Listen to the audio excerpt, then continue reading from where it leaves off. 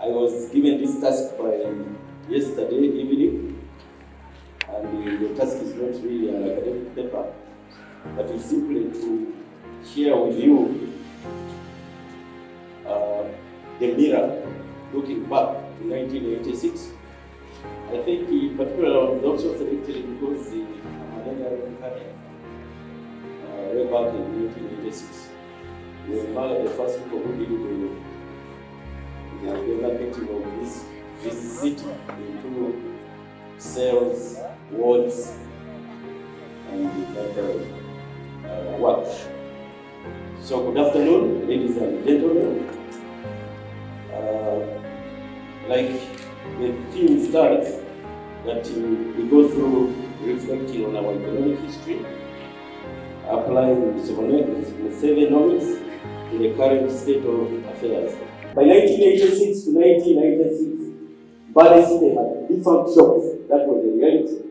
We had only 3 active shops around town. That was Nangalama Agencies, which was the next Kapita hostel. And another one was Kahengere. There was an Indian who was operating a shop on Banafa Road, opposite the tax park. And then there was food, because the food was a point where they could bring relief materials to this country. So, implying that we had reached a point where we could not feed ourselves. At one time, I had an argument with a colleague, and I was asking, why is it that there is no more food in schools? And somebody told me that President Museveni saved this country. If we were to continue receiving food from Canada, that was Canadian donation. That food and materials for scholastic, for schooling, were making Ugandans stupid because we could not work. Because each other time we thought we can get satellites, mackerel, root, and indeed, when we had this argument, I felt that it is true that we, instead of being fed, we have gone ahead to feed ourselves. So there's no reason why we could reprint why there is no food in the schools coming from in terms of aid. So the shops, I've already mentioned them. Most of the shops on Aboa Road and Market Street were empty. And guess what were they selling? Many of you who were around, you still remember that those shops were selling tomatoes, ripe bananas, brooms. I physically saw. It's not that I just put this information. So there was no business. The town was like an empty place in 1996. Personally, I was a student here in Mbale since I used to stay in Chikamba or some hotels. John used to work with Mountain Hotel. And we could walk all the way from the other side up here, which is not possible now. When you have a child studying in Mbale since that is in Indian quarters, you will ask money for border. But at that time, we had to do the walking. Necessity goods by then, 1986, paraffin was a very powerful commodity. For you to buy paraffin, you have to come on a designated day, that was a Monday, and you find men lining up with their bottles, buy paraffin, just paraffin. Salt was really a scarce commodity. To the extent that we used to also burn ash to use it as an alternative source of what? Of salt. And the kind of salt we had was this salt of stones. I remember FW was the one selling that salt in the main market. But they could bring it in sacks, but it was like stones. The salt that we used for feeding cows, that was unprocessed salt that we were consuming during that time. At the moment, I know Francis has evolved, and right now he operates a hardware called Integra Hardware, which is opposite the oil rig there. So any of you that without information, you can just take with him whether he ever sold those products or not. The nature of business we had in Mbale was purely smuggling. And which goods were we smuggling? Goods were being smuggled from Kenya to Mbale, and Mbale was the business hub. We were bringing things like so the borders which was very active included Wakaka, Malaba, and Busia. So at the moment there is less business in Wakaka, Busia, because there isn't much that we are getting from the other side. Personally, in 1986, I also attempted to do smuggling. I went to Russia with 2 crates of sodas, brought here, sold, got profit, paid off transport. Can it happen now? Because I was importing now, smuggling soda from Kenya. Is it possible now? Members, is it possible? No. It's not possible. So this is the journey we are trying to mirror and say, where are we under this regime? The manufactured goods that we used to smuggle into this country included pasteurized milk. You could find it in small shops in the rural areas, in small packets. But all that was from Kenya, Brooks. Sugar, we were smuggling sugar, cane salt, matchboxes, soap, razor blades, mattresses, bread, even bread. There's this bread they call bofa. All of us eat bread, and that was it was a luxury. Because when I went to the border, I had never tasted bread, so I had to buy a bottle of soda with my loaf of bread. I could not fit. So you can imagine the kind of life that we live in. 1986. Even newspapers were being smuggled here. We were reading what they call daily what? It was the Daily Nation. The kind of newspaper we had here was the tabloid called the Uganda Confidential. It was being made by this man, the late Cheye. But it was also supplied on Monday. So on Monday, when the copies are out, you have to run around. Photocopy. It was on A4, so that you can be able to revise the Uganda Confidential until next week. I know the people that are here lived during that time and they saw that. By 1996 to 2006, this became an economic turning point for Uganda, where we started consuming locally made commodities ranging from beer. Even beers were being smuggled from Kenya, they used to call it white cup. We could see it all the way up to Mbale, where I also happened to work in the early 90s. So we also started having our sodas from Namaru. Midik, I remember there was I don't know whether it was a big campaign where they said Kenyan milk was having ultraviolet. They said it could cause cancer, but that was the turning point for us to begin now consuming milk, which was in Uganda. So locally produced bread was only started from Kampala. Many of you remember very well that any taxi leaving Kampala to come to Mbale was stopping at the Road Police, and they could put loads of bread in front of the car. True or false? True or false? Very true, yes. Is it possible now that a vehicle leaving Kampala can carry bread here? When we are having a variety of taking the 1 million. So even you now, you can go into processing. Those are opportunities of growing our local economies.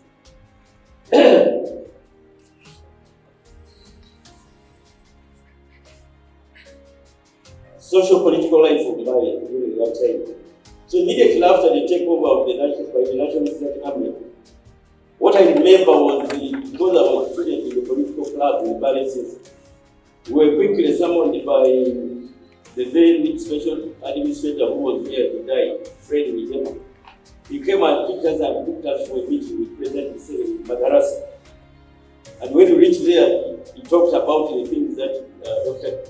Katede talked about, the 10-point program. But one thing that I remember what he said, the President said, I've come to cause a fundamental change, yes, and I will leave no stone unturned. So at the moment we can see that the story has turned for the better. It has not turned for the worse. So one of the things that, like I've just explained, which was lacking, I don't know how the system managed it, but we as the first cadres, we had 2 tasks. One was to do the enumeration and have the villages gazetted, including parishes. But also, every Saturday, we would meet at our office with the Francis Wandina, who used to give us boxes of soap and sugar. So a home which had 3 people, we could give you 2 kilos of sugar for 1 week. If you are also 3, we give you 2 bars of soap. If you are 2, we give 1 kilo and 1 bar of soap. So we used to distribute those things for free. People were not getting, but in a way, this was a response to some of the necessary things that were not available at that time.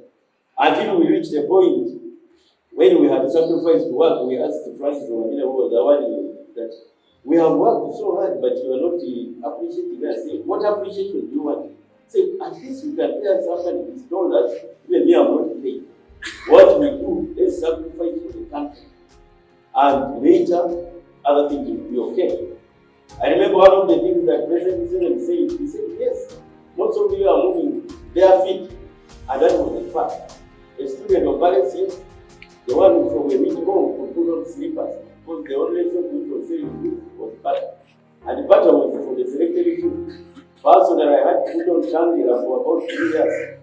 So when it came time that I wanted to be the people head boy here, now I realized on the stage they would see a man who is very cheap. So I borrowed a shoe from a colleague which was size 7 and I put on size 8. The shoe breaks my leg. But the discount can help to me and then the elected me as a people. But you can see, all that was a struggle. That was the life we were living. And this young man was staying with the Kadami, who was one of the great workers in Mbale.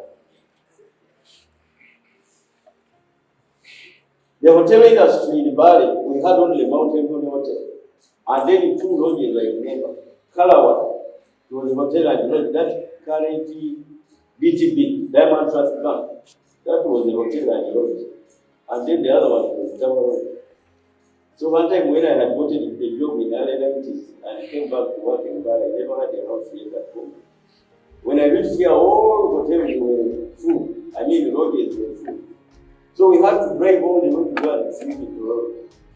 Along the way, we even found some wiggers who were still residents of the airport, you know. But you can see, at the moment, in Mbale, if you want to stay anywhere, you can't fail. To fit the size of your pocket, whether you need of 10,000 to fit up to the upper limit that you want. And including guest houses, now we have them there. The recreational points in Mbale were predominantly Marwa drinking drinks. We used to have something called in the this one I think I'm telling you, one thing to so the other day I was in the Mbale Hospital and I saw a bench donated by the Marwa drinking drink. For you who are born recently, you can't interpret who is in the but the was purely a Marwa drinking drink. And then we had 46, that was also Marwa drinking club. We had Maruku 41, Maruku 42, and so many other people in their club. That area you see was full of nothing but a slum of ruins in Marwa. It has been transformed into a better place for people to stay. And even those with other activities have also shifted, meaning the town is expanding. So you can see where we are coming from. One other thing was that most people could visit the town by 4. You will see them running out of the town and they just leave the town empty. So this town, there were no night population, it was not really very big. Lifestyles were funny. If you look at the indicators now, that show the journey we have moved. For you to shave your hair, you needed a market day, so that you will find that barber who moves with the machine to shave.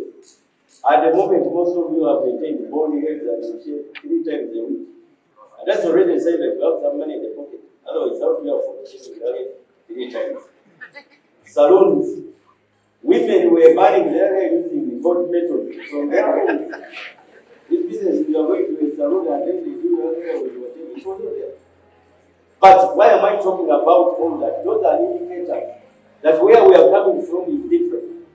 So most of us used to have long hair, we used to call it afro. So the best was to maintain it well, and we were using certain thing called nazi. So nazi, after you wash them, you put it, you don't know where it went, but there was something in it. So the transport sector in Mbale, the most luxurious transport used here by that time was bicycles. In a sub-county, you would find only 3 people with a bicycle. And for you to borrow someone's bicycle in 1986, my friend, to be bigger, they could not. Because I remember that up to early 90s, the first thing I did was to buy a bicycle. And I became a big boss because I rented someone to ride the border and he could also report that he might. Is it possible now that a bicycle can feed you with your family or somebody that you're also transporting people? We had the bus services in town which would move on schedule. So the bus leaves Musiu or Bufungo and reaches town around 10. Then you wait up to around 4. When it goes back, you arrive when it's already full. You have to sleep at the bus park because the chairs which were wooden and well shaped. One time I also missed the bus and slept there. So the morning call was in the day. So and again you have to wait until afternoon. When that bus comes, it was a stampede for you to enter the bus. Then other means of transport is a train which we put on the tractors. I remember we used to have one at the agricultural point there at Mbale. So that man, when he was to hear the tractor from a distance, you have to go to the road. Then he has to carry you like that. Yes. So when he reaches down, the tractor has to go to Mbale to buy marwa and distribute. Those points I've just told you. Those were the main businesses that were being booming. Most of the civil servants could identify themselves in such places for cheating. Health services. We had the outpatients dispensary, which you know. We had the municipal health center for treating employees of Mbale municipal council. Then we had the Mbale hospital. By then it was just Mbale. At the moment, how many health facilities are we having? I even think that Kamatala health facility can become more popular than the Mbale. Because of late, everybody saying the health center in Kamatala, a place which was a slum. In Morocco, we do have, and almost all over the place. So you can see the journey that we have moved just because of the ideology that doctor has shared with us. So what other thing can we coin it? If someone feels he does not want to call it Sovereignty, you want us to call it yours or somebody else. So we feel under the rule we are in, the journey we have traveled, we really have to appreciate. Road sector.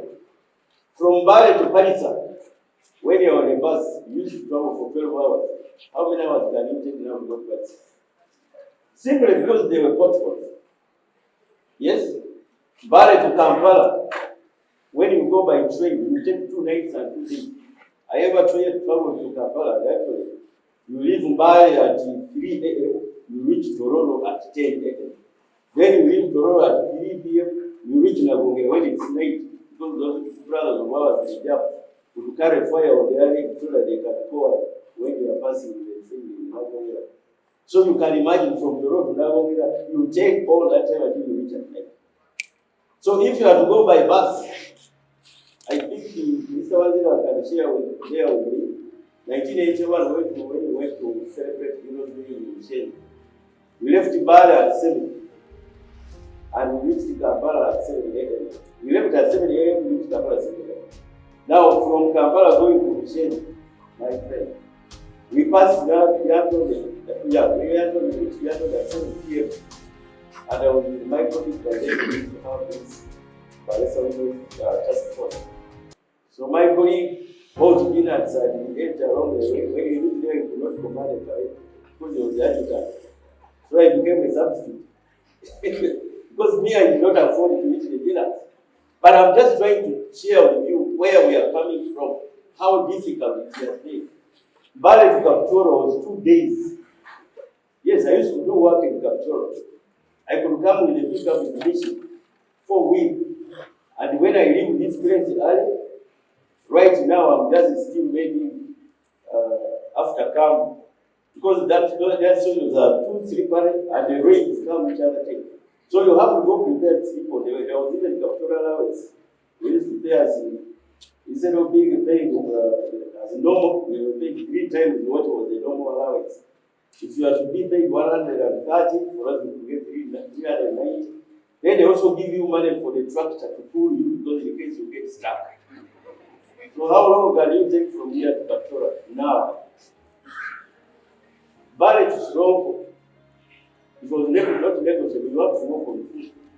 How many of us here can now walk on foot? Going strong. You feel that's a punishment. So road transport modalities have tremendously changed. that no one can be stranded anymore. You arrive in town here, whenever you are going to the village, if I arrive at around 7:50, you will get a special ride. You even don't look at from here, I was thinking about it. If the young man is fully done, then it's all 50,000. And right now, it's special ride at my place is about 20,000. So what has changed? If not the ideology we are talking about. There are so many things in what? Inflate. Brickwork. If you ever made bricks that you are going to construct a house, or you bought in 1986, you expect visitors in the evening. The Captura people call them what? Those ones in Kupo, they call it Araram. Araram is a road which brings visitors who have come to harm you. So I remember even my elder brother bought a radio cassette of 6 batteries, national. So they were there sitting drinking in Marwa, and the guys came with a gun. They shot, almost killed my dad, and picked the radio and went out. A radio of 6 batteries. 6 batteries. Right now, people are having woofers, which are playing their own. These are realistic things, not fiction. And then after the shootout, we went, reaching the site. My dad had survived, but the bullet had passed through the table, which he used as a shield. So at the moment, you believe you have, even we have forgotten about the radio of 10 batteries, 12. I think we are now having power, like in my postcode. By the time in 7 we came into power, we had only 2 transformers. You see what our money. So right now, by the time one other week left, we are having 56 transformers fixed, including my home is a transformer. So what more are we trying to look at? Which ideology can we adopt? So I think launching this kind of ideology, to me as an academia, I think it's okay. The education sector, in Mbale we had 3 schools, Mbale City, Ikoma, and Ikoma by then was where IBs, and then we had Mbale High, School of Life. There was a person who attended to take a private secondary school where the current Ikoma is, but he went out of business. So once we are not taken in this school, the best is to go back to your parents. I have a brother who started listening 3 times. And each time the pass mark will be slightly above by 1. Slightly above by 1. When he gets 185, the pass mark is 186. When he gets 190, the pass mark is 190. So the guy is now a villager at home. I'm like, how I wish he was born in this era. Because this man would have gone to school. So I now look at him as a dropout of this sense, but in actual sense, this guy used to pass. And the only other thing was, for you to qualify for this field, you must be in Division 1. And then you must sit home and wait for a calling letter. Actually, we're the last group who received the calling letter. So I sat home, they said, go and check in your primary school. I went there. They had already given me a calling letter from various years. And I reached here on the number 2 on the list. Because my choice was Mbale, but I was so here. If you look at Mbale town, how many schools do we have? By then we were having North Road, Fairway, Aga Khan was a private school. Now we are having, they are uncountable, Wanagwa, we have so many of them. Your way, Kabuta, is also schooling. I think that was the best record for this kind of activity. Manufacturing industry. We had Mbale Education, which was employing about 300 men. We had the Dairy Corporation, which was employing about 50 people. There was Pepsi Cola, had about 100. We had ATM, about 500. So together we are about 1,000 people who could find something which works and have some money. Because the indicators were also poor. We were sleeping in houses of mud and water. So you can now understand how much we really taking off. Because I'm lecturing in the Livingston International University, every morning when I pass Senior Industrial Park, I find a crowd of people outside, and I became curious. I went there and asked, what happens? Then they told me that whoever comes late is rejected. And I asked them, how many people do you employ here per day in the Sino? And they told me about 8,500. How much do you pay them per day? This is about 8,000. When I did my mathematics, I realized that Sino Industrial Park lives here 24 billion per year. And remember, those are the engine of the economy. They are better than people who are on science scale. Because for them, when they get the money in the afternoon, they spend all of it. And that's how the economy can become vibrant. So the next day, they give more money, and the money changes. If you think it's a job, you go to Kampala. Someone makes pancakes. In the morning, he has 1 million. By midday, he has 200. By evening, he has 2 million. So money should change hands at the highest speed. When you are earning science scale, they have given you 5 million and you have kept it there. It's redundant. It's not exactly. So these are the people that we are looking at. You can imagine if Sino Uganda grows more, what would be the crime rate in Mbale? So you can see, in fact, this is the number by Sino company. People are always tracking from this direction, same numbers from Kamuku.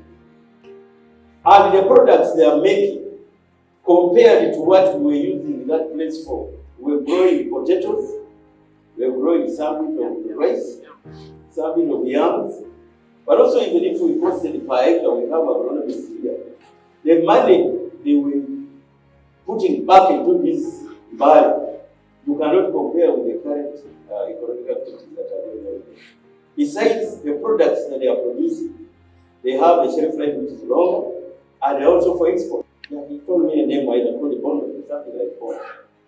So when you get a feel of a neighbor, DR Congo, that life is what I've just shared with you, where we have spent 12 hours to Paris, and for them they are backward. So what do you think has made us be different? If not decide your. So I would think that we need to appreciate ourselves and also work a little harder and be positive with what we have.